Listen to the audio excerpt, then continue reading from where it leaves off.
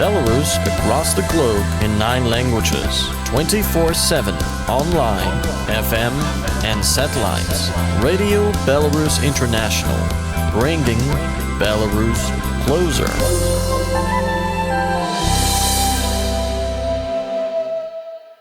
Draugai, pradedame laidą skirtą Tarptautinio Baltarusijos radijo klausytojams ir YouTube kanalo žiūrėtojams. Šiandien mūsų dienos svečias yra Mažvydas Misiūnas, Liaudies partijos numeris 5, kandidatas numeris 2 ir, kaip aš suprantu, antras žmogus apskritai Vaitkaus sąraše, Mažvydas Misiūnas. Labadiena, Mažvydai. Labadiena, Edikai. Sveiki visi žiūrovai. Kiek suprantu, Mažvydai, kaip ir jau minėjau, jūs esate antras žmogus po Vaitkaus, jūs ten, kaip sakant, visus ir organizacinius klausimus vežat ir visus kitus klausimus. Be jūsų, manau, ten būtų labai prastai. Čia yra mano nuomonė tiesiog tokia ir ko gero jinai atitinka realybę. Kiek suprantu, jūs politikoje esate pakankamai naujas žmogus. Pataisysite, jeigu aš klystu, ar ne? Ir galbūt galite papasakoti, kaip jūs į ją atėjote ir apskritai, kodėl jūs tai šiandien darote.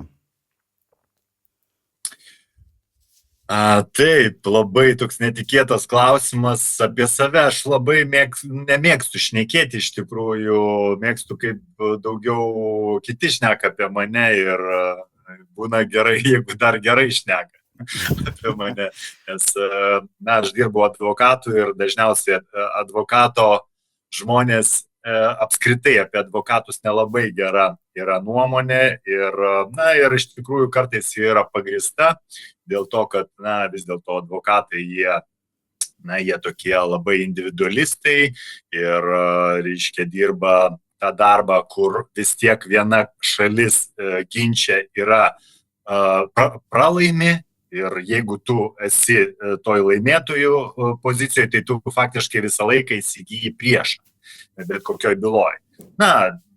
Jeigu, sakykime, blaiviai mąstantis žmogus, tai jisai aišku supranta viską, bet blaiviai mąstančių ir galinčių užgožti tas emocijas yra nedaug. Tai šnekant apie mano profesiją, kurią aš jau užsiminėjau, teisininko profesiją užsiminėjau apie 25 metus. Ir čia iš to seka, kad būti teisininku ir būti politiku vienu metu galima, tačiau būti advokatu ir būti politiku vienu metu yra faktiškai neįmanoma. Todėl, kad dėl visų priežasčių, kad advokato paskirtis yra šiek tiek kita nei politiko. Advokatas atstovauja kažkokio vieno žmogaus arba vienos grupės žmonių arba kažkokios bendruomenės interesus, bet ne visos, sakykime, šalies kaip politikas. Tos šalies, sakykime, tos dalies žmonių, kurie palaiko vienas ar kitas politinės pažiūras. Tai šnekant apie dabar, apie kaip aš atsidūriau politikoje, tai iš tikrųjų politiką aš visuomet domiuosi, todėl kad, mano manymu, mūsų įtakoja politika kasdieną, mano darbe jie tiesiogiai politikai daro įtaką, nes jie priiminėja įstatymus, kurie kartais tu pasižiūri, kad tiesiog ten sukurti įstatymai be jokio teisinio, sakykime taip, be jokios teisinės išminties ir be jokio teisinio raštingumo ir įstatymas parašytas taip, kad tu jo nesupranti ir tada kvestionuoji, kodėl iš tikrųjų pas mus taip vyksta, kad priimama vos ne ten tūkstančiai per metus įstatymų ir vienas įstatymas keičia kitą įstatymą ir tobulinamas, bet niekaip netrandamas, reiškia, tas aukso viduriukas kažkoks tai ir toli gražu net mes prie jo net neartėjam. Tiesiog padarytas toksai chaosas, galima sakyti, teisiniai sistemoje, kur tam tikrais teisiniam landom kai kas naudojasi, kai kas, reiškia, labai nukenčia nuo jų, bet tik tai, sakykime, be teisininko arba be advokato tu šiais laikais labai sunku tau iš viso susigaudyti, kas yra prie ko. Tai šnekant apie politinę, reiškia, mano, sakykime taip, mano tą kelią į politiką, tai kaip ir sakau, reiškia, politika domiuosi labai seniai, nuo Tarybų sąjungos laikų. Tarybų sąjungos laikais man teko gyventi ir gerai aš prisimenu tuos laikus, kai buvo vienokio tipo propaganda, po to, sakykime, taip prisimenu ir gerus, ir, sakykime, nelabai gerus dalykus Tarybų sąjungoje. Prisimenu, kaip mes, reiškia, patapome nepriklausomi, taip, na, sakykime, tuo metu mums taip atrodė. Ir tuomet mes, sakykime taip, na, turėjome statyti tą šalį ir kiekvienas iš mūsų dalyvavo tame statyme tos šalies ir matėm visas tas politinius judėjimus, kurie kūrėsi ir kas domėjosi, matė, kiek visko buvo, sakykime taip, padaryta Lietuvoje. Ir, na, ir, sakykime taip, mes dabar turim beveik 30, na, daugiau negu 30 metų, beveik 35 metai, gyvenam nepriklausomoje šalyje. Ir kokia situacija, kad, na, niekada man netėjo į galvą, kad man reikės 2024 metais šnekėti apie tokius dalykus kaip nuomonės laisvė į įsitikinimus ir ginti tokius žmonės, kurie tiesiogiai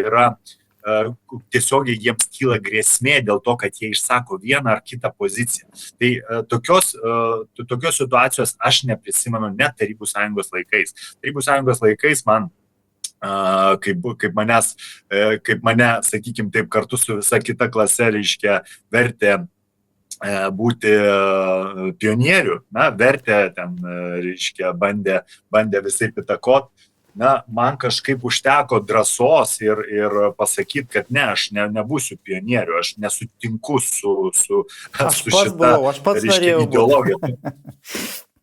Vat matot, o man kažkaip, reiškia, aš tuo metu, na, sakykime, buvau pirmą komuniją praėjęs su močiute ir mes vaikščiojom bažnyčią, aš patarnaudavau bažnyčią ir man buvo įskiepytas šeimoje toksai, na, vis tiek toksai religingumas toksai ir man tiesiog aš nesupratau, kaip gali, reiškia, būti komunizmas ir sakykime, tikėjimas Dievui, kur vienas kitam, sakykime, taip dalinai prieštarauja. Na ir aš tada išdrįsau vis dėlto pasakyti, kad aš nebūsiu pionierium ir, na, mano mokytoja, reiškia, tiesiog, reiškia, buvo pakus, apšalus, nes visa klasė, aišku, reiškia, patapo tais pionieriais. Aš pasakiau, kad aš nenoriu, aš buvau paliktas, reiškia, vienas klasiai, reiškia, galvoti, kokią nesąmonę padariau. Kviesti buvo mano tėvai, o mano tėvai buvo tuo metu milicininkai abu ir juos drąsiai galėjo išmesti iš darbo už tokį sūnaus poelgį ir mano tėvai buvo pakviesti į mokyklą ir, reiškia, jie bandė pasakyti, kad mane pertikintų kažkaip, tačiau mano tėvas, na, niekada man nieko apie tai nepasakė, tiesiog pasižiūrėjo mane ir nieko nepasakė, todėl aš prisimenu tos laikus, kad netgi tada tu galėjai, reiškia, pasipriešinti tam tikriems dalykams ir nors ir kaip buvo baisu, bet vis tiek tu jokių pasiekmių neturėjai. Dabargi mes matom, kad na, tai visiškai nėra taip. Mums jau pradėjus politinę veiklą, mums atvirai yra grasinama, reiškia, su mumis susidoroti, nužudyti ir kiti visi grasinimai.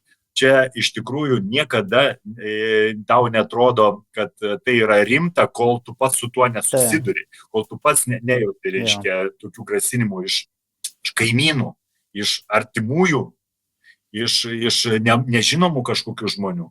Tai, na, tokioj šaly mes atsidūrėm. Ir kažką reikia keisti, supratau, jūs kažką reikia būtinai keisti, nes toliau taip gyventi neįmanoma, ar ne? Aš sutinku su jumis pilnai. Mes irgi tą visą praėjom, tą visą mobbingą, dabar taip populiarus toks madingas žodelis, mobbingas, ta prasme, kad toks spaudimas psichologinis, taip. Tai dabar... Visiškai. Dabar mes su jumis turėjome vieną bendrą situaciją susijusią su VRK, su Vyriausia rinkimų komisija. Jie mane apskritai nuėmė iš rinkimų maratono, mane eliminavo. jūs eliminavo iš vienmandatės apylinkės, kur aš manau, jūs galėjot kažkam tai gerai pagadinti planus. Ten dabar be jūsų turbūt kažkas rankom trina ir kažkas jau turi visų šansus laimėti. Tai vat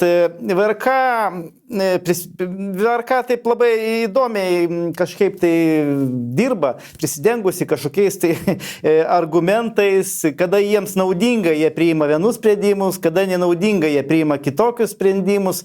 Ką jūs manote apskritai apie VRK darbo kokybę? Kaip jūs galvojate, Mažvydai? Žinot, šita tema pastaruoju metu yra viena dažniausių iš viso šnekant apie rinkimų visą mūsų sistemą. Vyriausioji rinkimų komisija, be abejo, jinai užima pačią svarbiausią funkciją mūsų rinkiminiai sistemoje, todėl kad jie yra, kaip teisėjai, aukščiau netgi už teisėjus. Kodėl sakau aukščiau? Eduardo Vaitkaus programą, kada jie neleido, vyriausioji rinkimų komisija, kada neleido spausdinti Eduardo Vaitkaus programos, tai mes bandėme per teismą įpareigoti, kad jie leistų ją spausdinti. Bet netgi teismui pripažinus, kad VRK viršijo įgaliojimus ir jie negalėjo uždrausti Eduardo Vaitkaus programą ir teismas įpareigojo juos iš naujo svarstyti tą Eduardo Vaitkaus programą, jie vis tiek nusprendė, kad dalies programos jie nespausdins. Ir balsavo kai kurie vyriausios rinkimų komisijos nariai prieš, tą programą. Tai įsivaizduokit, mes turime, sprendimą, kuriuo jie gali nespausdinti programos, po to apskundyti teismą. Teismas vyriausias, administracinis teismas, aukščiau jau nėra Lietuvoje jokios instancijos, priima, kad, jie pažeidė įstatymus ir grąžina jiems atgal. Bet jie vis tiek, sakykime, taip daro savo darbus. Todėl aš ir sakau, kad jie užsiėmė poziciją aukštesnio negu teismas tokią poziciją. Ir, žinot, mes penktadienį turėjome, taip pat konferenciją su signatarų konferencija, kurioje vėlgi eilinį kartą šnekėjome. Su Zigmu Vaišvila turite omenyje? Zigmu Vaišvila. Taip. Ir mes vėlgi šnekėjome apie vyriausios rinkimų komisijos, eilinį, sakykime taip, sprendimų, visiškai nesuprantamą sprendimą, kaip jie norėjo uždrausti signatarui sprendimą dėl signatarų konferencijų, kad jas uždrausti, kad neleisti, kad juose dalyvautų, Eduardas Vaitkus ir kad pripažinti tas konferencijas, kad tai yra politinė reklama. Čia yra vėlgi atskiras visiškai dalykas. Tai mes iš tikrųjų su VRK turėjom per pastaruosius metus laiko 10 skundų dėl įvairių mūsų manimų, jų pažeidimų rinkimų kodekso ir konstitucijos. Ir mes turėjome eilę teisminių procesų prieš VRK tam, kad įrodyti, kad mums priklauso tai, kas priklauso pagal konstituciją. Ir be abejo, kad, nei vienas, sakykime taip, nesusidūręs, ką tai reiškia bylinėtis su vyriausia rinkimų komisija ir ką tai reiškia, pavyzdžiui, laiko prasme ir kaip pas tavęs paraleliai dar eina, sakykime, prezidento kandidatavimo tas periodas, dabar Seimo periodas, ir tu užsiemi šitais dalykais, ginčytis su VRK, kur tau atrodo, viskas per daug akivaizdu, kad ir tu prašai jų, kad jie kažkaip tai sukurtų tas lygiateisius rinkimus, kas yra pagal kodeksą, jie privalo tai daryti. Žodžiu, jie taip ir nei vieno dalyko, tai ką prašėm, nepadarė ir tai akivaizdu, kad pas mus VRK yra kokia problema, kad pas mus VRK yra dedikuota VRK nariai politinių partijų. Ir politinės partijos be abejo yra, valdančiosios, tai yra konservatoriai, socialdemokratai, valstiečiai ir ten kitos partijos, jie dedikuoja vyriausios rinkimų komisijos narius. Ir šitie vyriausios rinkimų komisijos nariai, jie negali būti nepriklausomi. Jie be abejo, kad priima sprendimus tokius, kurie yra naudingi jų partijom, kurios juos dedikavo. Ir jiems tokie politiniai konkurentai kaip Eduardas Vaitkus visiškai nereikalingi, jie absoliučiai nenori, kad jie būtų, kad jie šnekėtų ir kad jų mintis būtų skleidžiamos, ir tai ir atsispindi jų sprendimuose. Kaip jie tai padaro? Visų pirma, mes turime naują rinkimų kodeksą, kuris yra visiškai neaiškus. Netgi vyriausia rinkimų komisija pripažįsta, kad jiems tai yra nauja. Jie absoliuti dauguma tenai yra neteisininkai, filosofai, rašytojai, ten dar kažkas, bet jie neteisininkai. Ir jie bando traktuoti tą kodeksą, jie nežino, ką reiškia vienas terminas, kitas terminas. Na, tai yra akivaizdu. Man kaip teisininkui akivaizdu, kad neteisininkas žmogus, jis tam mes ir mokomės tiek laiko, tam mes ir dirbam, praktikuojamės tiek laiko, kad mes žinotumėm, kaip viena ar kita situacija gali būti traktuojama. O jie tiesiog, jam nauja situacija ir jie, kam nori, pripažįsta tai, sakykime, kad tai politinė reklama, kam nenori, jie nepripažįsta, kad tai politinė reklama, nors tu šalies kaip žiūri, tau visiškai, sakykime, taip nesuprantama, kokiais principais jie vadovavęs. Bet jie, vienas ir pasakė, reiškia, vyriausios rinkimų komisijos narys, kad, vėlgi, čia pagal dvasią, tai vėlgi, reiškia, galima pripažinti, kad tai politinė reklama. Tai kaip prasideda, reiškia, dvasių, vėlgi, reiškia, tas toksai įtakojimas. Tai žinot, tai tada nėra ką daugiau šnekėti. Aš pamenu, po prezidento rinkimus Zigmas Vaišvilas Seime darė pres konferencijas ir labai taip detaliai paaiškino žmonėms, kokie ten buvo pažeidimai, kaip jie buvo vykdomi ir taip toliau. Kažkodėl tai aš įtariu, kad po šių rinkimų vėl tokių konferencijų bus dar daugiau, ko gero, negu buvo po prezidento rinkimų ir jeigu aišku leis tai daryti. Žinoma, nes čia... Jo, būtent, Edikai. Problema ta, kad jie nori uždrausti tas signatarų konferencijas ir kad jų iš viso arba nebūtų, arba jie mes patys net kvestionuojam, ką jie nori padaryti. Jie nori, kad ten nebūtų tose konferencijos šnekama apie kažkokias tai aktualias politinės problemas Lietuvoje ir kad juose negalima būtų, reiškia, kviesti vieno ar kito kandidato, kaip Eduardo Vaitkaus, ar kaip jie įsivaizduoja jas uždrausti, kas yra, nesuprantama. Vienas iš valstybės, sakykime taip, kūrėjų, Zigmas Vaišvila, jam pagal įstatymą duota, sakykime taip, organizuoti tokias konferencijas, jisai be abejo, kad juose šneka apie aktualius politinius klausimus ir apie ką daugiau šnekėti, ne apie madagį, tu negali šnekėti apie orą ar dar kažką, be abejo apie politinius dalykus ir tuos klausimus keliant, jisai kviečia visus kandidatus, nei vieno neignoruoja ir kviečia, bet visi kandidatai, jie bijo šnekėti šitom temom, todėl kad žino, kad jos nepatogios. Eduardas Vaitkus be abejo sutinka, jisai dalyvauja, tačiau vyriausia rinkimų komisija tada pasako, žiūrėkit, nedalyvauja nei vienas išskyrus Eduardą Vaitkų, todėl tai yra politinė reklama. Ir jie nori atitinkamai uždrausti šitas konferencijas, tai jų gali tiesiog nelikti. Ir tada tau automatiškai išsiveda paralelė, kad jeigu per Seime mes negalime šnekėti apie tam tikrus politinius klausimus, tai tada iš karto, man tai čia yra Sovietų sąjunga, ten Chruščiovas, kur ten žmonės, reiškia, tik tai virtuvėse šnekėdavo apie tam tikrus dalykus, o reiškia, sakykime, visuomeniai, tu negali kelti tų klausimų. Ir čia yra labai baisus dalykas. Iš tikrųjų, aš su šituo dalyku, su šito absurdu dabartiniai Lietuvoje susiduriu tarp savo artimųjų, sakykime taip, kur man sako atvirų tekstų Mažvydai, sako, kai kuriom temom nereikia šnekėti, negalima šnekėti kai kuriom temom. Ir mane vis tiek daugiau mažiau žmonės, su kuriais aš bendrauju, mane, reiškia, pažįsta, bet jeigu jau man sako tokį dalyką, kad negalima šnekėti tam tikrom temom, man kaip tik yra dar didesnis noras apie šitas temas šnekėti, jas kelti ir aš nesuprantu, kaip mes daėjom iki tokio dalyko, kad tu negali šnekėti, tau tabu yra šnekėti apie tokius dalykus, kaip, kvestionuoti klausimų dėl karo, kvestionuoti klausimų dėl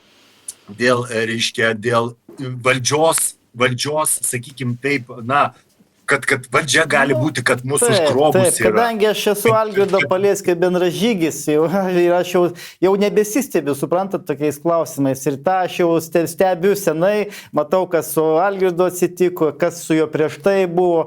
Ir manęs jau nebestebina. Tik tai blogai, aišku, apie tai mažai žmonių žinojo. Siauras ratas žmonių apie tokias problemas tik suprasdavo. O visi kiti žmonės gyveno tam per rožinius sakinius susidėję tam gražiam spalvotam pasaulį. Ir panašu, kad dabar būtent dėl šitos sudėtingos situacijos, kuri dabar yra su Rusija, tos varštelius jie vis stipriau sukinėja. Tai matome jau apie šią situaciją, su jumis pakalbėjome apie VRK varštelį sukinėja. Sekantis varštelis, tai čia tas atvejis, kada Lietuvos administratoriai matomai priėmė sprendimą, kad liaudės partijos neprileisti prie rinkimų ir neleisti jiems, neleisti surinkti 5 procentus, taip. Ir nesenai išjungėgi Kazimiero Juraičio kanalą su 11 tūkstančių prenumeratorių, paskui prieš 2 dienas Eduardo Vaitkaus kanalą YouTube nugesino, kuriuose būdavo virš 100 tūkstančių peržiūrų ir tas kanalas labai sparčiai augo. Ir matosi, kad vyksta gana tikrai stiprus spaudimas, stiprus toks informacinis karas, gal net galima pasakyti. Ir jie bijo tokių žmonių kaip jūs turbūt, kaip mes, tokių žmonių, kurie gali realiai šitose rinkimuose gana neblogai surinkti. Ką jūs manote apie šitą informacinį karą, apie visą šitą situaciją, Mažvydai?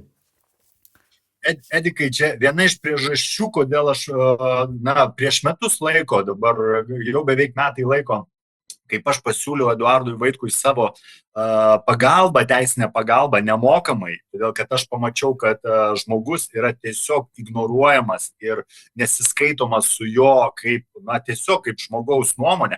Ir nežiūrint dabar tai, apie ką jis kalbėjo, nes nesvarbu, ar tai tau patinka, tai nepatinka, ne apie tai kalba apie tai, kad tiesiog žmogus turi teisę išsakyti savo nuomonę ir jis neturi būti cenzuruojamas, neturi būti, jo ta nuomonė kažkaip tai, draudžiama.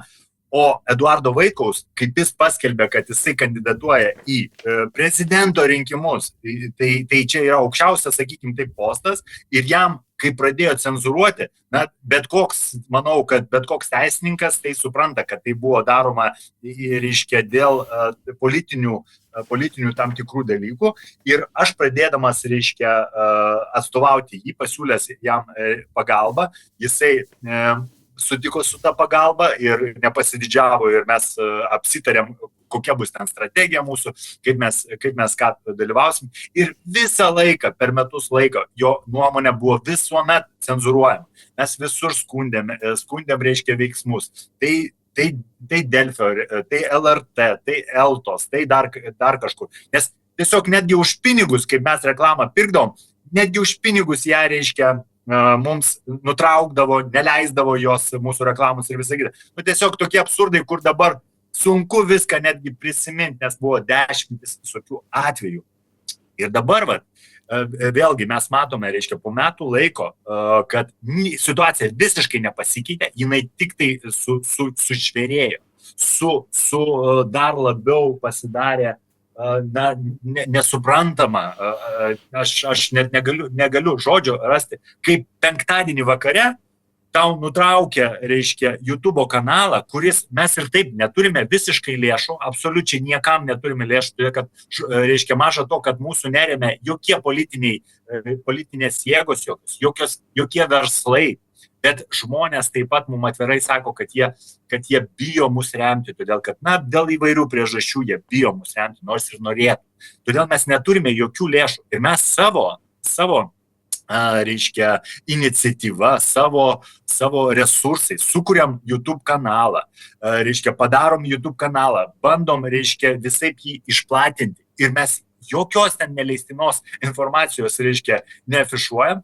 Ir mums Ir šitas be abejo, reiškia, kanalas per dieną pradeda rinkti po 100 000 peržiūrų. Kai kurie, reiškia, na tiesiog ten per kelias dienas, reiškia, mes matėm, kad jau 360 000 peržiūrų įvairūs per kelias dienas surenka ir visą kitą. Ir penktadienį mums ateina pranešimas iš, na, ten, reiškia, tokios institucijos, kuri prižiūri. LRTK komisija, sako, aš žinau, LRTK komisija, taip, turbūt. Visi ją žino, todėl kad pas mus tų komisijų yra velnės nusilauž koją, kiek jų yra, reiškia, tų komisijų, ir viena kita dubliuoja, ir netgi mes kaip teisininkai nesuprantam, reiškia, kodėl viena kita, reiškia, institucija atlieka tą pačią funkciją ir kartais tu net nežinai, į kur tau skųstis.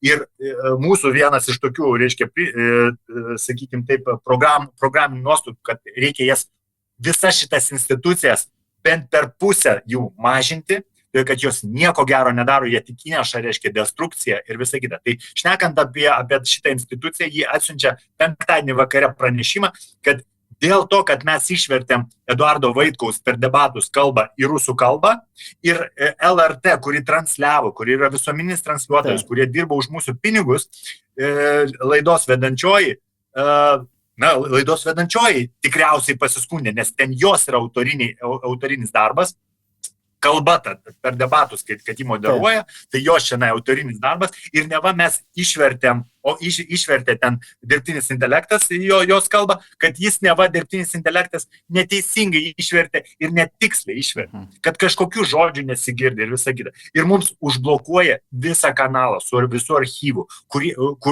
ir tuos reiškia video, kur iš viso mes, jokių pretenzijų niekam nėra pareikšta. Tik tai dėl vieno tokio bet video. Bet jo neištrynė, tik užblokavo, jo? Užblokavo, nes mes dabar nežinom. Penktadienio vakaras, mes turim dabar sekmadienį, mes nežinom iš viso, kas vyksta. Ir maža to, Eduardui Vaitkui pirmadienį reikia prisistatyti į šitą inspekciją ir nusibausti. Tai reiškia, jie išrašys administracinio protokolą ir jį nubaus. O jisai iš viso neturi jokio ryšio su šituo, reiškia, kanalu. Nei jis kūrė, nei jis dėjo kažką, nei jis vertė kažką. Žodžiu, absurdas. Ir siūlo jam vykti nusibausti. Absurdas. Tai kaip aš matau tokius visus absurdus, vėlgi tą instituciją žinau, mačiau vėlgi jų kaip jie tyrė tas bylas ir visą kitą, ten visiškas absurdas. Aš turiu net apskundęs keletą sprendimų jų teisme, dabar jie yra nagrinėjami. Bet tai yra visiškas teisinis analfabetas ir tiesiog tokio situacijų, bet visa tai vyksta 2 savaitės iki rinkimų. Čia yra esminiai dalykai, todėl kad prieš prezidento rinkimus mes didžiausią kritiką ne tik iš išorės, bet ir neva iš savų žmonių, kurie darė tai, mano manimu, jie tai darė ne už ačiū ir po šiai dienai daro ne už ačiū, bet paskutiniam dienom, kada jos yra pačios lemiamos, kada mums yra sunkiausias laikotarpis ir reikia labiausiai, mobilizuotis, mums tiek išoriniai mūsų žmonės, tiek vidiniai pradeda mums labiausiai kenkti. Ir dabar viskas vyksta tas pats. Ir 2 savaitės mes, turėjom patį didžiausią, patį geriausią būdą, kaip pasiekti tuos žmonės ir mums jį užblokuoja, šitą YouTube kanalą užblokuoja. Ir dar yra ten tokie personažai kaip Lėkštutis, kaip ten Kelertas, kurie dar irgi šmeižė, ta prasme, kažkokią dezinformaciją skleisdami. Bet Lietuvos tarnybos visada dirbo tokiais panašiais metodais, čia jau nieko naujo, sakau, manęs irgi tai nebestebina, nes kai mes su Algirdu vesdom ten į rinkimus irgi dalyvaudom ir taip toliau, būdavo dažnai kažkokių tai neaiškių žmonių aplinkui sukinėdavosi visada ir vis tokių kaip Kelertas ir Lėkštutis visada aplinkoje būdavo, kurie bandydavo šmeižti, taip kad čia tiesiog reikia turbūt susitaikyti su tuom ir nekreipiant dėmesio toliau veikti. Pas mus čia net tiek daug jau laiko belieka, gal tada dar paklausčiau kažkokį tai klausimą, sakykime, iš užsienio politikos. politikos. Jo ten, tarkim, debatų laidoje Eduardas Vaitkus labai man patiko taikliai ir gerai pasisakė ten Kinijos, Baltarusijos klausimų. Sakykime, ten buvo klausimas toks, ar turi išlikti komplikuoti santykiai su Kinija ir Baltarusija. Ar jūs atėję valdžią kažką tai keisit, Mažvydai? Vienareikšmiškai mes keisim ir keisim su tokiu greičiu, kurio reiškia, jeigu mums pavyks, reiškia, ateiti į Seimą ir žmonės mumis patikės, aš manau, kad tas greitis bus tiesiog reiškia, niekada nebuvo, reiškia, tokiais greičiais dirbama, todėl kad kiekviena diena mums dabar yra svarbi ir mums jau metai laiko, kaip kiekviena diena yra labai svarbi ir per, sakykime, taip, ir dėlsti mes daugiau negalim. Žodžiu, ką aš dabar matau, reiškia, per debatus mes tik tai galim pamatyti, nes mes esame juk ne sistemoje šitoj. Nuo mūsų, reiškia, slepia informacija iš viso, kokia yra situacija sakykime taip, reiškia, iš viso, su eksportu, su įvairiais dalykais. Mes jų nežinome. Mes atėję į valdžią galime sužinoti tuos faktinius duomenis. Bet, ką aš matau, kad debatuose mes pamatėm, kad netgi, reiškia, Šimonytė, ji jau, reiškia, daro atgal žingsnį dėl Kinijos ir visų kitų ten Taivano klausimų. Ir matosi, kad jie jau patys, reiškia, abejoja tais žingsniais, kas buvo padaryta. Ir čia jau ne vien jau mes apie tai šnekam, kad su Kinija turi būti, reiškia, atnaujinti santykiai. Ir jeigu reikia, mums reikia tiesiog duoti suprasti, kad, reiškia, mūsų valdžia, ji pridarė tam tikrų dalykų ir jie turi už tai, čia jų yra problemos, čia yra ne Lietuvos tautos problemos. Ir jie yra atsakingi už tai. Lietuvos tauta dabar, reiškia, užsiema visiškai kitą priešingą poziciją Kinijos atžvilgių ir mes norim, reiškia, toliau su jais dirbti. Aišku, Baltarusijos įdirbis ir su Kinija yra, be abejo, čia yra sveikintinas ir vienareikšmiškai, reiškia, mes turėtumėm taip pat traktuoti Baltarusiją kaip BRICS šalį, kaip sakykime, kaip tą tiltą galbūt netgi į Kiniją. Todėl, kad, vėlgi, toks įdirbis, koks yra šiai dienai pas Baltarusiją su Kinija, mes, tikrai greitai nepavyks mums tai padaryti, be Baltarusijos, sakykime. Jie netgi savo automobilius gamina, Dželį, labai fainas automobilis, labai toks tikrai puikus. Jisai Volvo toks kaip analogas, tikrai aš jį žiūrėjau ir jį gamina bendrai su kinais. Tarp kitko, ES neduoda neduoda licenzijos, kad jie negalėtų prekiauti ES, kad nori išvengti konkurencijos tokiu būdu. Bet čia labai daug kas perka tokius automobilius ir tikrai labai puikus automobilis. Ir pabaigai galbūt tada, Mažvydai, kokią žinutę norėtumėt pasiųsti savo rinkėjams? Galbūt tada dar, čia būtų paskutinis klausimas. Tai žinot kaip, rinkėjams aš kiekvieną dieną su mūsų rinkėjais bendrauju ir jau tai vėlgi, nežinau, su 1000 žmonių ir aš visų pirma, aišku, visiems jiems, nespėju galbūt padėkoti, nespėju už tą paramą ir prisidėjimą, bet kartu aš matau labai tokį dalyką, kad baimė yra apkaušius tiesiog žmonės, reiškia, net fizinė baimė kažkur tai eiti, sakykime, kažkam tai pasakyti, kad tu palaikai Eduardą Vaitkų. Ir ta baimė iš tikrųjų tai aš suprantu, iš kur jie ateina. Mes kiekvienas gyvenam savo aplinkoje ir ta aplinka, reiškia, mes kiekvienas metam iššūkį sistemai, galima sakyti. Tai čia pradedant nuo valdžios, bet į valdžioj kas pas mus yra ir bankai, ir teisėsauga, ir daug visokių, reiškia, daug visokių struktūrų. Ir, kartais tai atrodo neįmanomas, sakykime taip, tas tavo konkurentas, tiesiog neįmanoma su juo susikovoti, bet žinot, kaip aš jums pasakysiu, kad neįmanoma buvo irgi prieš metus laiko, kaip Eduardas Vaitkus buvo vienas, reiškia, spalio mėnesį buvo vienas praeitais metais. Ir kaip aš prisijungiau, kaip kiti žmonės prisijungė, mes, reiškia, per kelis mėnesius sutraukėm 104 000 rinkėjų, kurie dauguma iš jų net niekada, reiškia, nebuvo prie balsavimo dėžių, jie buvo ant tiek nusivylę rinkimais. Bet po to, kai pradėjo apie mus kalbėti, sakė, kad yra nuo 300 iki 500 tūkstančių rinkėjų, kurie palaiko Eduardo Vaitkaus mintis.